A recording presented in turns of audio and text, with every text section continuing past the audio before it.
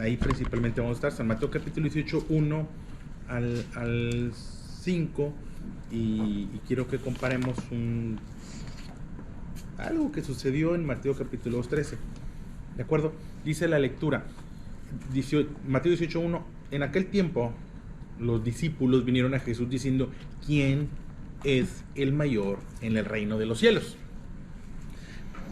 Pero tratar de ampliar un poquito esta perspectiva, el concepto del reino de Dios o el reino de los cielos, no quiero que lo veamos solamente como que la eternidad, un día ya, o sea, no. Recordemos que Jesús vino a presentar el reino, vino a facilitar el reino, y de hecho su primer mensaje es: arrepiéntanse o cambien su mentalidad, el reino de los cielos se ha acercado. ¿Sí? De alguna forma el reino de Dios, y cuando referimos al reino de Dios me refiero a la forma de gobierno de Dios, a la forma de autoridad de Dios viviendo en nosotros. Es cierto, no podemos ir a cambiar de pronto las constituciones, las leyes, las realidades sociales que nos toca vivir, o operamos o vivimos en la realidad que operan de acuerdo a intereses. Las leyes aprueban y desaprueban y permiten, no se vive en paz. Pero en mi casa, y no es yo, pero simplemente entender, en nuestra casa, en nuestro entorno, en nuestra realidad se puede vivir el reino de Dios. Se debe vivir, por no decirlo de otra forma, el reino de Dios. ¿Por qué? Porque aquí hay una ley de aborto, aquí hay una ley de separación, aquí hay una ley defensa propia, aquí hay una ley, sí, pero y luego están las leyes tácitas que no estén escritas, pero el que no tranza no avanza, y pues son sus formas. Aquí hay otra ley: sufre el agravio, no se ponga el sol sobre tu enojo, perdona, deja la ira, no cobres venganza. Hay otra ley. Pero espérame, esa ley se vive en mi casa, en mi realidad, en mi forma de relacionarme con las personas. Entonces, en ese reino de Dios surge esta pregunta. Una pregunta también un poco inapropiada, un poco desencajada, porque ellos querían trasladar las formas de gobierno. ¿Por qué? Porque volteas a ver a los hombres y los gobiernos de los hombres, al gobernador, alcalde, rey en la época, y entonces ellos quieren traer esas formas para acá.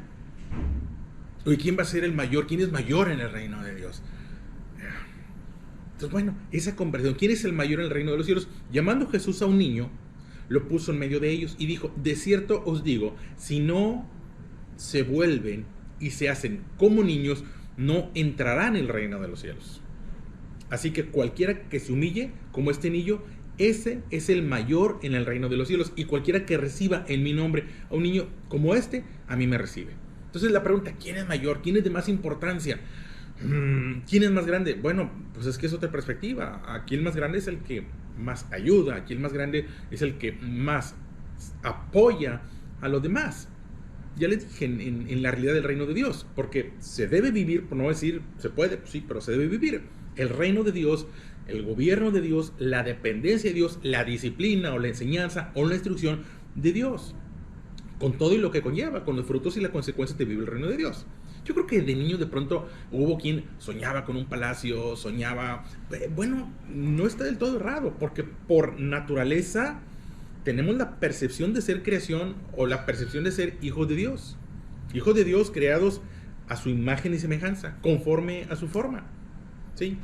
Un reino del que salimos, les he dicho, pues en el reino de Dios estaba bien diseñado, bien planeado, y nos salimos del reino de Dios, nos salimos de la forma de gobierno, nos salimos de esa manera de vida que nos propone. Un reino al que podemos regresar, que podemos instaurar. ¿Se puede instaurar el reino de Dios en nuestra casa? Sí. ¿Se puede instaurar en nuestra vida? Sí. Es un reino accesible. ¿Cómo? Bueno, aquí lo presenta el Señor Jesús mediante la infancia. Y no me refiero a la juguetería, no me refiero a las infantiladas, me refiero a lo que conlleva o lo que significa ser un niño. El que no recibe, el que no toma la actitud de un niño, no puede entrar en el reino de Dios. No vas a vivir la dinámica o la realidad del reino de Dios. ¿Qué es esto? Inocencia. Si yo lo supiera que simplificar, es inocencia. Si no te vuelves como un niño, si no eres como un niño, ¿pero a qué te refieres? ¿Rodillas raspadas? ¿Andar jugueteando? No, fíjate que no es eso. Las características que conlleva la inocencia. Porque si una característica tienen los niños, es que los niños son inocentes. Humanamente hablando, si tienes un niño, un nieto, y hoy rompió el vidrio, pues, no, mijo, tú no eres el responsable. Yo soy el responsable. Tú eres inocente, tú estabas jugando, tú me queda claro que no hay malicia. Hay un momento, una edad en la cual no hay malicia. Es una característica de los niños, no tienen malicia. Los niños pequeños. La maldad es algo aprendido, la maldad es algo adquirido. La violencia es algo que se va aprendiendo en el camino porque lo modelan a nuestro alrededor. Ningún niño nace gritando, mordiendo, pateando, lastimando. Nadie. Ningún niño nace con sueños de Ferrari, ningún niño nace con sueños de riqueza. Todo eso es parte de perder la inocencia, es parte de perder la dependencia. Si no haces, si no te vuelves como un niño, si no regresas y tienes la característica, ¿cuál es? La humildad, la dependencia.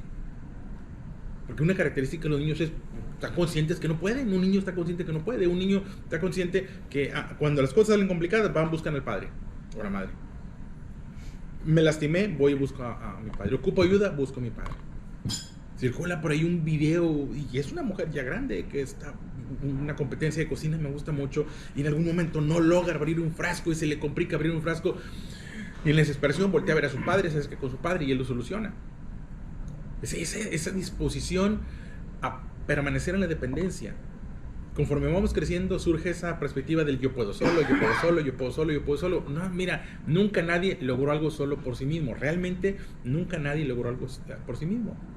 Entonces viene la expresión, si no vives la dinámica de relacionarte con Dios a través de la inocencia, porque, te repito, es mal interpretado, ser como un niño, juguetear, que no me importan las cosas. No, espérame, vamos a ver la perspectiva de lo que es ser un niño en este contexto.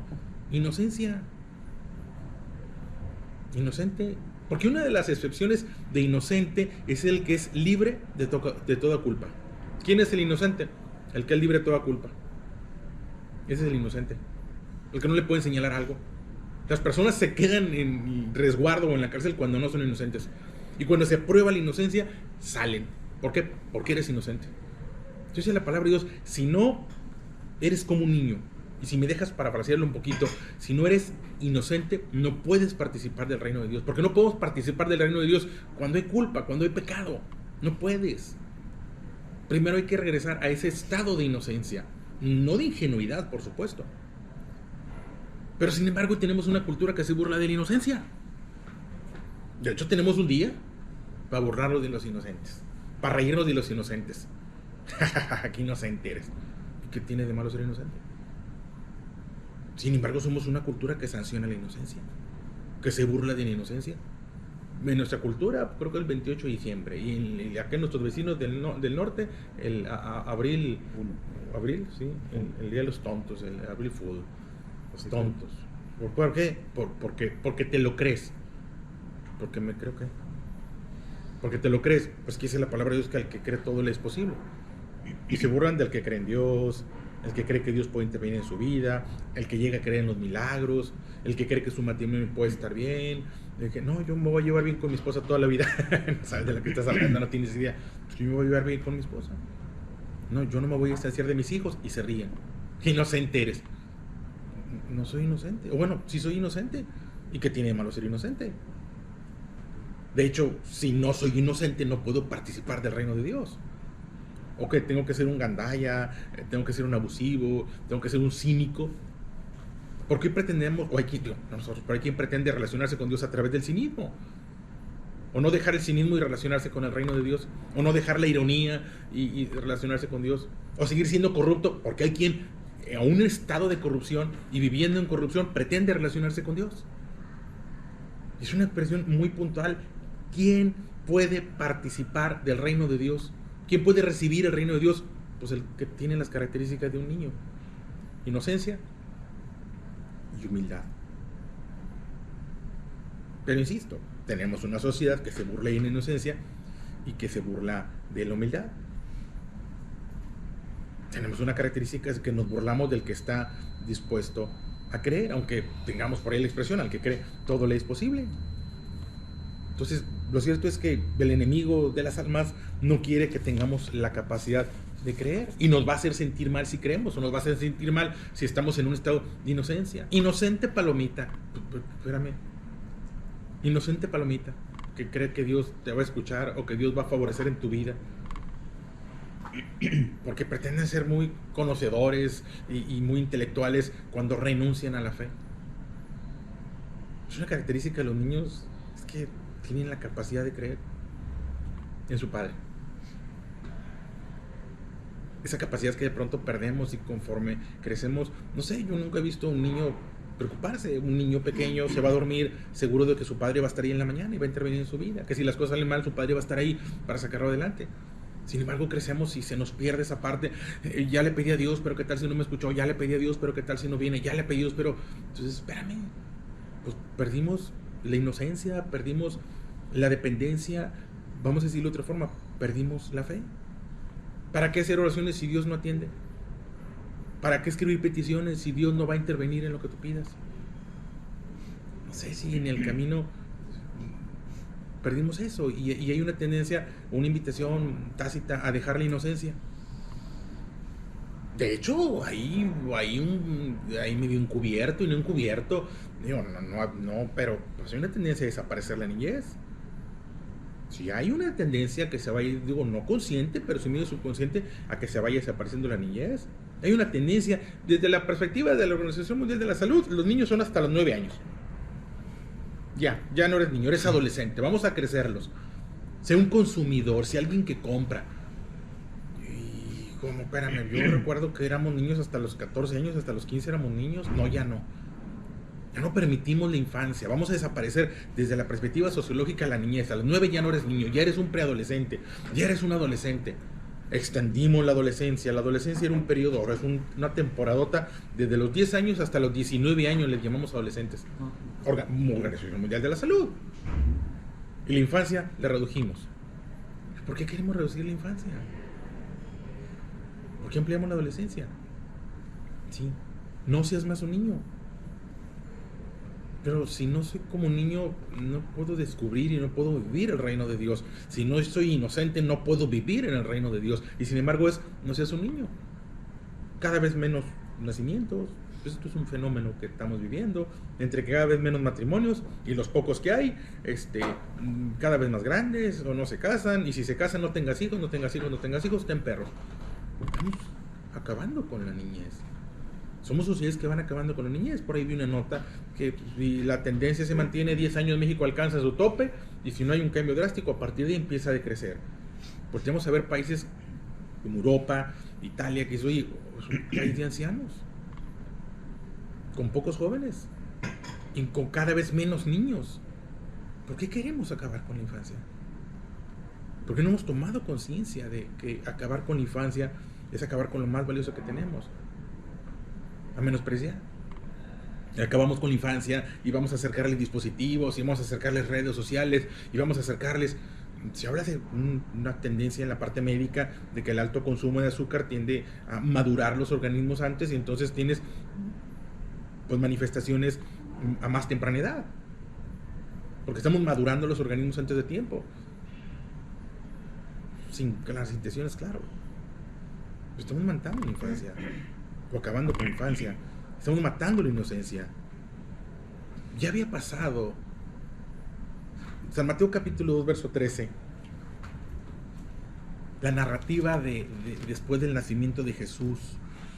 Vienen unos sabios del oriente a hablar con Herodes buscando al Señor Jesús. Herodes les da una orientación a través de los escribas y les dice dónde es que pudiera haber nacido. Les dice cuando lo encuentren háganmelo saber, para que yo también vaya a conocerlo y adorarlo. Sin embargo, descubrieron que había una mala intención. Inició en el 13. Después que partieron ellos, los sabios del oriente, aquí un ángel del Señor apareció en sueños a José y dijo: levántate y toma al niño y a su madre y huye a Egipto y permanece allá hasta que yo te diga, porque acontecerá que Herodes buscará al niño para matarlo. Y él, despertando, tomó de noche al niño y a su madre y se fue a Egipto y estuvo allí hasta la muerte de Herodes, para que se cumpliese lo que dijo el Señor por medio del profeta cuando dijo: de Egipto llame a mi hijo. Herodes entonces, cuando se vio burlado por los sabios, se enojó mucho y mandó matar a todos los niños menores de 2 años que había en Belén y en todos sus alrededores, conforme al tiempo que había inquirido de los magos, de los sabios. Entonces se cumplió lo que fue dicho por el profeta Jeremías cuando dijo: voz fue oída en Rama. Grande lamentación, lloro y gemido. Raquel que llora a sus hijos y no quiere ser consolada porque perecieron. Un Herodes que busca acabar con el niño. Y un Herodes que toma la decisión de acabar con los niños. Y un José que descubre que había que salvar al niño. Había que tomar acciones prácticas. Esto no era de, bueno, pues es de Dios, y Señor, tú sabes, intervienes, y Dios cuídalo, me hago un lado. O sea, no sé qué hubiera sido de José si José dijera, no, pues es el hijo de Dios, Dios lo tiene que cuidar, y si Dios quiere, Dios lo va a salvar. Ahí te lo encargo. Espérame, es su hijo, y tiene una responsabilidad para con él, y corre un peligro. Había que salvar al niño, ¿sí? Había que salvarlo. Y era algo práctico, porque corría peligro. Que te diga yo que hoy en día nuestros hijos, nuestros nietos no están en peligro, pues claro que lo están. No es la misma proporción, de acuerdo, pero si tú valoras el alma, pues no está en riesgo su vida, pero está en riesgo su alma. Y por supuesto que estén en riesgo sus emociones. Oye, tenemos niños deprimidos, tenemos adolescentes deprimidos, todavía no empiezan la vida y están deprimidos. Estamos viendo enfermedades de ancianos, déjame decirlo con respeto, pero enfermedades de personas adultas en niños. Colitis nerviosa. Espera, colitis a los 12, 13 años de edad. ¿Por qué? Por la sobreestimulación que les hemos permitido a través de dispositivos, de redes, por la sobreestimulación en videojuegos, por la sobreestimulación de conversaciones, por la sobreestimulación de emociones. Pues es que había que salvar al niño. Había que salvar la infancia. Había que salvar la inocencia. Y no dejes ejemplo. Una tarea permanente es salvar la inocencia y hacer lo necesario para salvar la inocencia. En ese caso para José fue levántate y aléjate de lo que quiere lastimar al niño. Pero hay que salvarlo. Para mí es alejarme de lo que acabe con la inocencia, de alejarme de lo que provoca culpa. Tengo que salvar a mi niño, y son las dos proporciones, la salvación desde una perspectiva integral. Porque lo que está en riesgo es no participar del reino de Dios. Un reino de Dios que se ha acercado, y un reino de Dios que pudiera no vivirse cuando no salvo la inocencia. No la salvo. Sí, esto fue muy duro en su momento, y perecieron algunos, como están pereciendo el día de hoy. El reino de los hombres lastima. El reino de los hombres está legalizando los abortos. Ese es el reino de los hombres, y a veces hasta pareciera que promoviendo. Porque una cosa es que, bueno, pues no voy a perseguir al que lleva a cabo una acción, y voy a tener misericordia porque tiene una acción. Bueno, pues vamos a ver qué pasa. Y otra cosa ya es casi una promoción. No lo estamos, que pero no lo hemos visto. Todas esas ideas que vienen desde hace años, yo sé que puedo ser funado, me van a decir ahorita, por hablar que, pero de los 70s, 80s empezó ese mensaje: la familia pequeña vive mejor, la familia pequeña vive mejor, la familia, no tengas hijos, pocos hijos, parles mucho, no, y empezó todo eso, y bueno, pues les creímos. Pues no hubo alguien que me dijera en su momento, ¿sabes qué? La infancia se cuida, la infancia se aumenta, la infancia se mantiene, en el sentido no de la inmadurez, por supuesto, en el sentido no de la juguetería, no, espérame, en el sentido de la inocencia, en el sentido de ser libre de toda culpa, en el sentido de la humildad, en el sentido de la dependencia de Dios. ¿Qué es? El reino de Dios se puede vivir en mi vida, en mi familia, en mi casa, si yo mantengo la humildad y la inocencia también de la perspectiva libre de toda culpa, en una realidad que está atentando contra la inocencia, una realidad que nos quiere a todos culpables, porque mal de muchos consuelo de tontos. Por supuesto que nos quieren a todos culpables. Claro que el enemigo no quiere a todos con remordimiento, que el enemigo nos quiere a todos con culpa, por supuesto. ¿Por qué? Porque si hay culpa no puedo participar del reino de Dios. Hay un mensaje, El reino de Dios se ha acercado, el reino de Dios está al alcance de cualquiera que regrese a los valores que se nos quedaron en el camino, valores que eran visibles en la infancia y valores que se perdieron ahí: la humildad y la inocencia, la capacidad de creer, la dependencia, la disposición a la obediencia, porque una característica de la infancia es la disposición a la obediencia. Una disposición a la obediencia. Métete a bañar, me meto a bañar. Ceno, levántate, me levanto. Pasan los años y qué gorro para que se metan a bañar los huercos. Es que no se quiere meter a bañar. Pues sí, él en su propia realidad no se quiere meter a bañar. Y yo en mi propia realidad de los 49 años, ¿qué es lo que no quiero hacer? Él es una rebeldía a la autoridad. ¿Y yo cuál es mi rebeldía a la autoridad? ¿Cómo me rebelo yo a la autoridad de Dios? Pues cuando no tengo paz, puede sonarte muy simple, pero cuando Dios me dice, ten paz, y yo no tengo paz, y yo estoy inquieto, y yo paso una mala noche, pues fui rebelde. Y yo voy a justificar mi rebeldía: es que tú no sabes lo que he vivido, tú no sabes lo que he pasado, tú no sabes lo que tengo en mi cabeza. Pues sí, pero Él te va a decir lo mismo: tú no sabes por qué no me quiero bañar, yo qué sé.